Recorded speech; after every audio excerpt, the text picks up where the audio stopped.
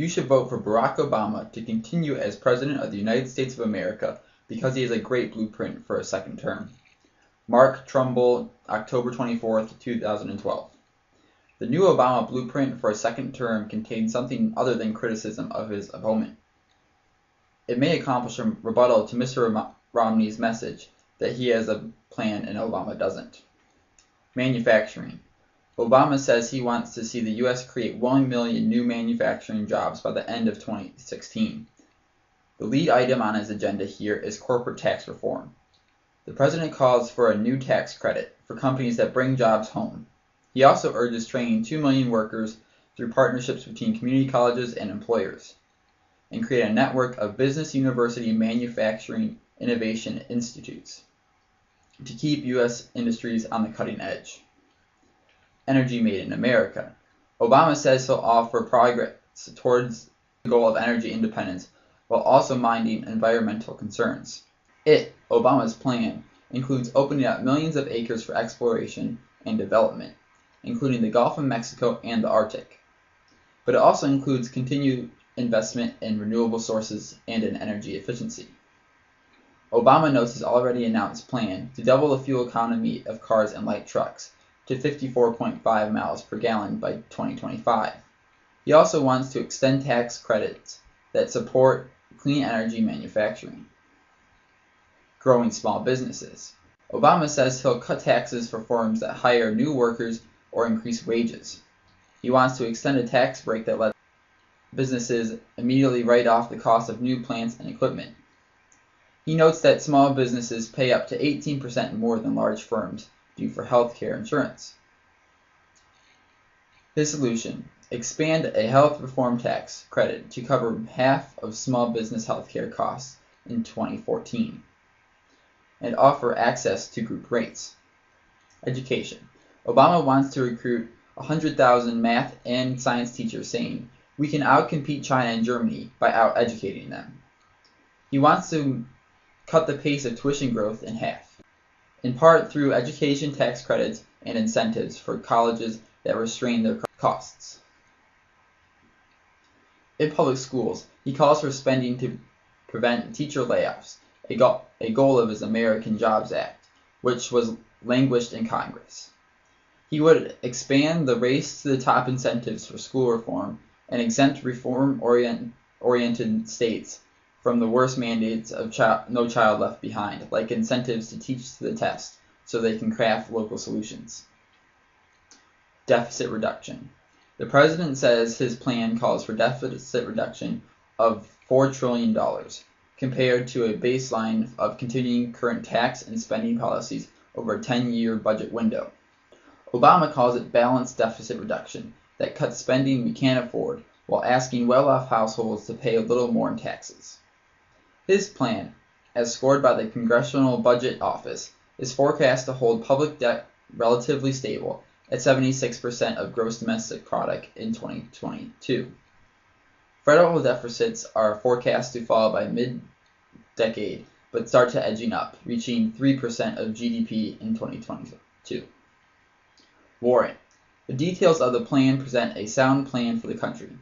Manufacturing remains a critical sector of the economy.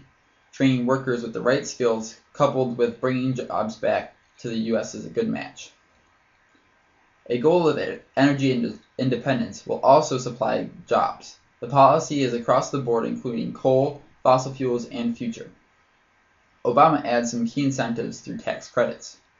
Small business is an important campaign element for both Romney and Obama. Both will extend tax breaks to stimulate small business investment in both labor and facilities. Obama is willing to invest and support education through expansion of math and science. In order for the U.S. to compete globally, our children will have to have the basis for success. President Obama is also focused on deficit reduction. He understands we can't spend more than we can afford. Overall, the Obama blueprint provides a sound strategy for the future.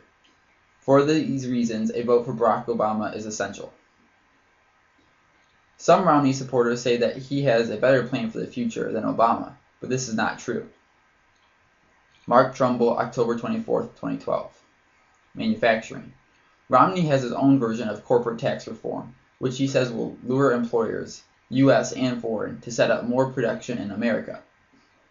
Romney implies he'd go further on getting tough on China, naming that country a currency manipulator on day one of his administration. Romney says that investing in companies is the wrong way to go. He supports basic science research, but isn't backing Obama-style innovation institutes.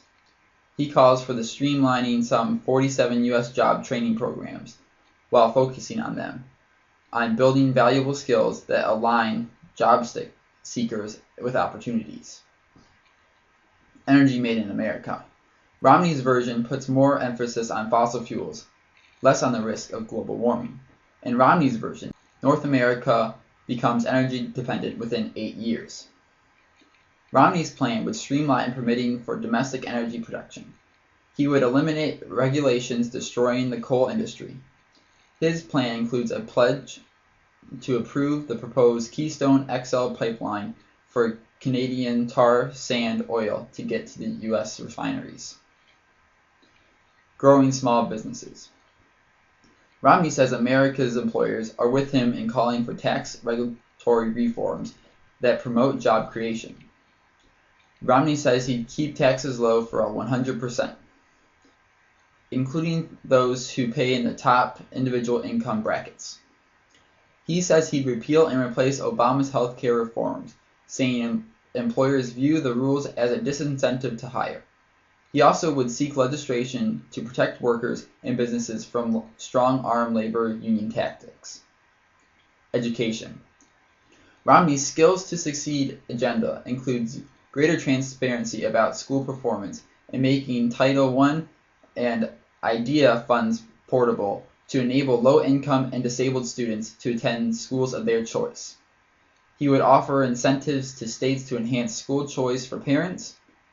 He says he'd attract great teachers using block grants and by paring back on certificate rules. Deficit reduction. Romney calls for a sharp slowdown in federal spending to 20% of GDP. Romney says his spending restraint can be achieved through steps such as downsizing the federal workforce through attrition, block grant spending programs to states, and cutting non-security discretionary spending by 5%. Romney has called for a 20% cut in income tax rates. Warrant. Romney says he pledges to put more pressure on China, but Obama has the goal of drawing China closer into the fold of advanced economies. Romney's policies would cause too much confrontation and would risk all the progress that Obama has made on that front.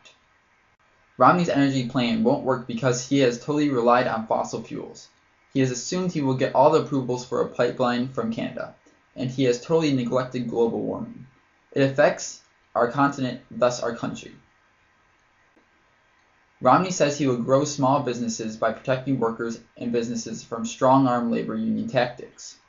What he fails to realize is that the workers in the U.S. love their unions, and the unions have protected the workers throughout time. Romney says that he will attract great teachers and par back on certification rules. You're not going to get great teachers if they are not certified to teach. Romney says he will cut the deficit, but concerned citizens wonder whether Romney will really achieve his desired spending cuts and whether Romney tax reform will bring his expected revenue. Romney has called for a 20% cut in income tax rates, but hasn't spelled out what deductions and loopholes he will close to fulfill a pledge that changes results in no loss of revenue for the government. Romney's plans are clearly flawed, and for these reasons you must vote for Barack Obama.